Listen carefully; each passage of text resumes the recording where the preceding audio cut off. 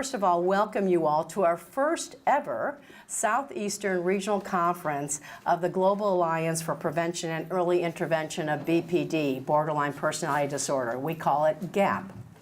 My name is Susan Davidson, and I am a volunteer for the National Education Alliance of Borderline Personality Disorder. That's a mouthful, I realize. We call it NEA-BPD, who is sponsoring this conference. My affiliation with NEA is as a volunteer leader for a program that was developed by NEA-BPD called Family Connections. Have any of you all ever heard of Family Connections? Some of you have. Family Connections is a psychoeducational program for relatives, for family members who are relatives of those who suffer from borderline personality disorder. And we host these 12-week classes across the nation, actually in person or by telephone, because there's a huge demand for our classes and very little supply in terms of volunteer leaders like myself. Each of us is a family member of a relative who suffers from borderline personality disorder. So we have walked in those shoes. We know the struggles. I always say we know the stories that no Hollywood scriptwriter could ever duplicate.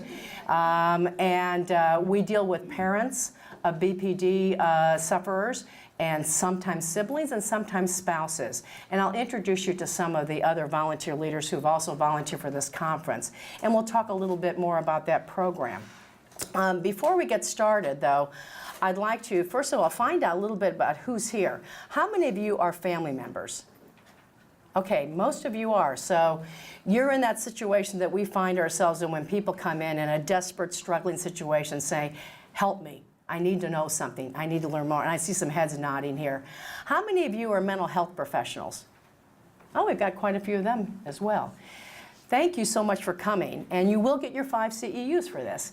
And yes? Now's a good time to say we can't give out partial CEs, so hand in your evaluations at the end, and I'll give you the certificates at the end.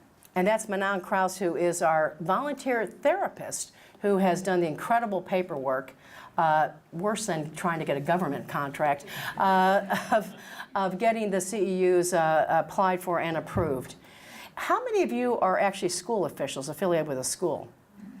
We have a few school people. We really are so happy that you are here because we have tried to attract, we've never gone after school officials before, counselors and psychologists and social workers, but we recognize that in the school system, and Dawn, our Skyland Trail contact, really brought this to our attention, that school officials are often struggling with bad behavior and not quite understanding, is there something more going on here? So we so appreciate your taking the time out of your Saturday to join us.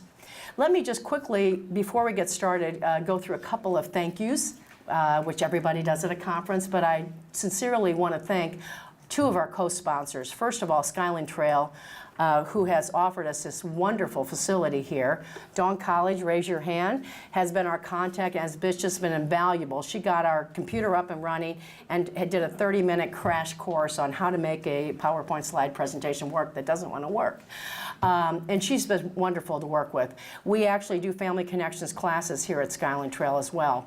Another of our sponsors is Hillside, Inc. Is Gone in here? She's out there at the exhibitor table. But they made a very generous donation to our conference to help us offset our cost. And so we want to acknowledge them as well.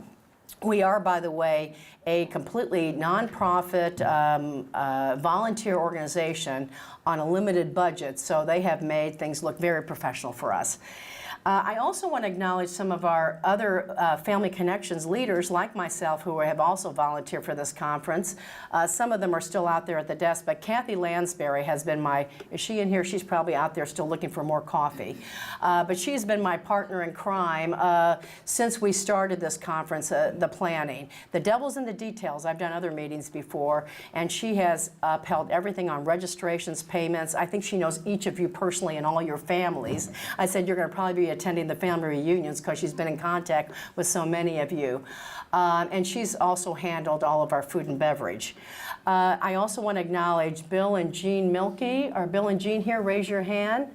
They are parents who have had a close association with Skyline Trail. They teach Family Connections classes here at Skyline Trail and have been instrumental in helping us with a lot of the logistics here. Also, Hiari Amara, are you in here, Hiari?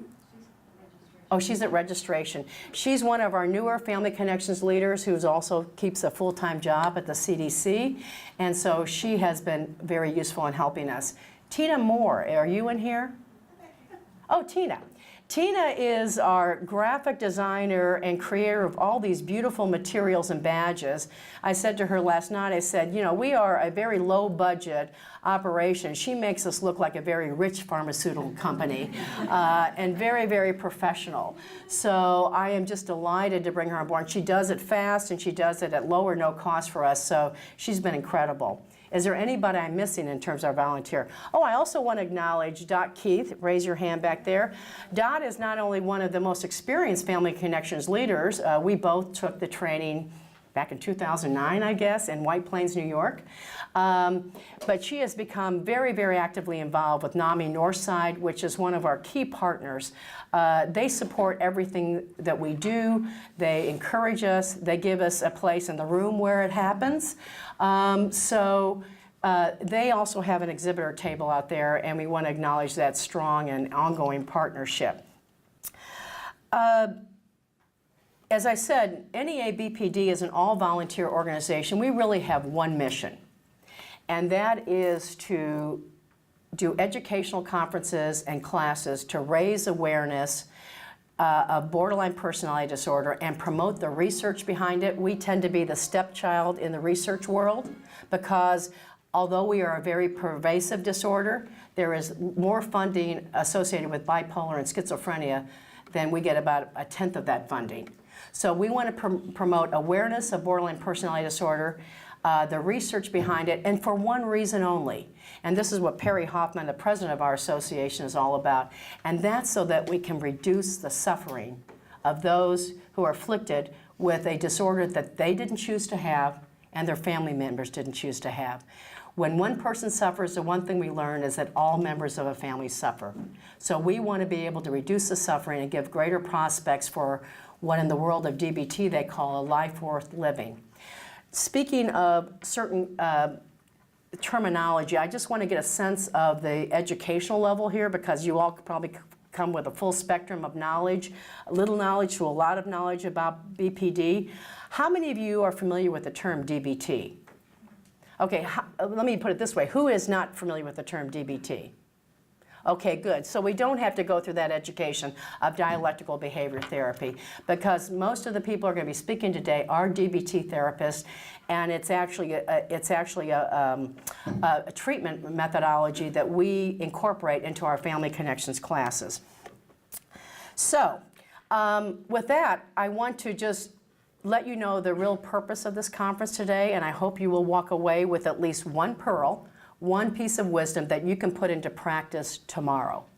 Because I am a trainer in my real life, and I say to my groups that if nothing changes, then there was really no need to give up your Saturday. If you get one new aha moment or a piece of knowledge or wisdom that you can put into practice, whether you are a mental health professional, a school official, or a family member, then we've done our job.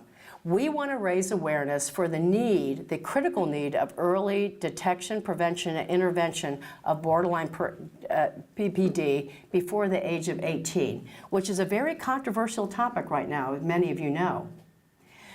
Mental health professionals are reluctant to give a diagnosis because they have old, outdated information on stigma. A lot of people don't have the knowledge or skills to diagnose it.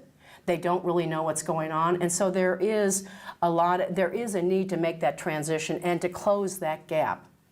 So I hope that that's what you walk away with, and that to the point where you will become a very vocal advocate for earlier intervention and prevention and treatment of borderline personality disorder.